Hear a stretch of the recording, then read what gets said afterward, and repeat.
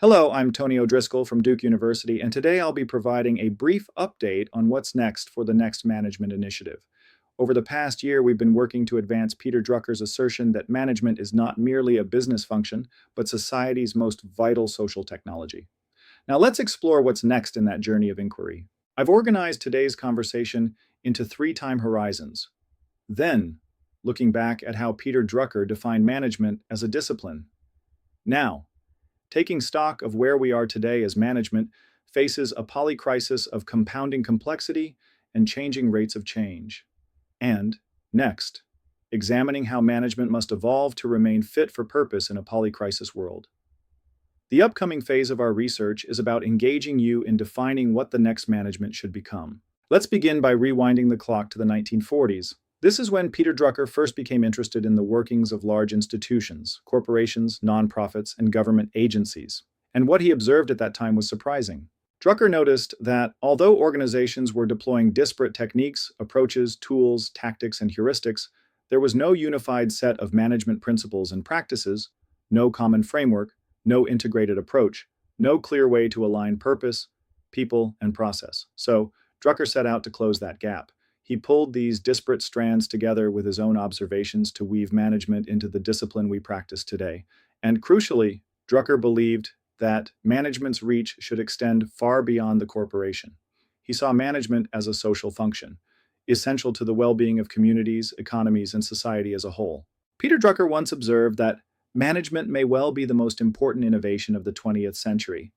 Richard Straub expands on this, arguing that management prowess has done more to increase prosperity and reduce suffering than any other social technology. Gary Hamel goes even further, boldly declaring that management is one of humankind's most important inventions. In short, management has played a critical role in shaping our world, not just our workplaces. But as we'll see next, the management practices that got us here may not get us where we need to go. The world has changed, and the management logic we inherited may not be sufficient for what lies ahead. So let's fast forward to the present.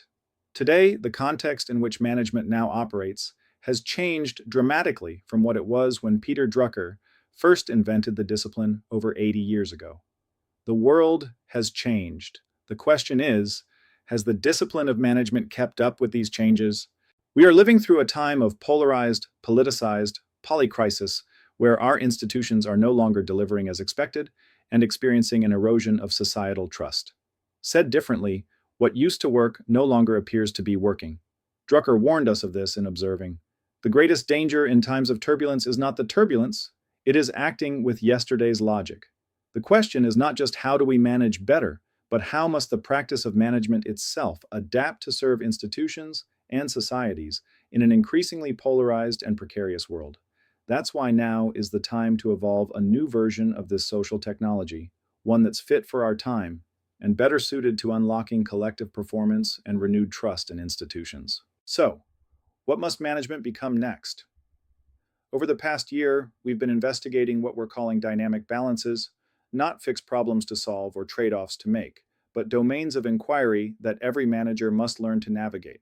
These domains recognize that management is not a static discipline, but one that must constantly adapt and evolve in shifting contexts.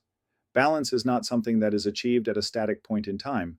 It is something that must be continuously calibrated within a given domain while simultaneously seeking equilibrium across all the other domains.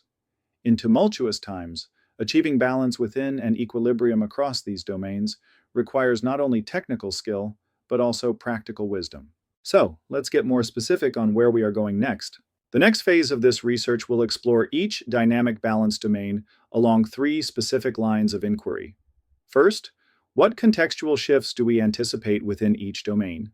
Second, what new practices are emerging from the field in navigating these challenging times? And third, which of Peter Drucker's original insights endure in guiding next management practice? More specifically, here's an example of how the human augmentation and automation domain will be explored. First, to frame the current context within this domain, we summarize what is happening now.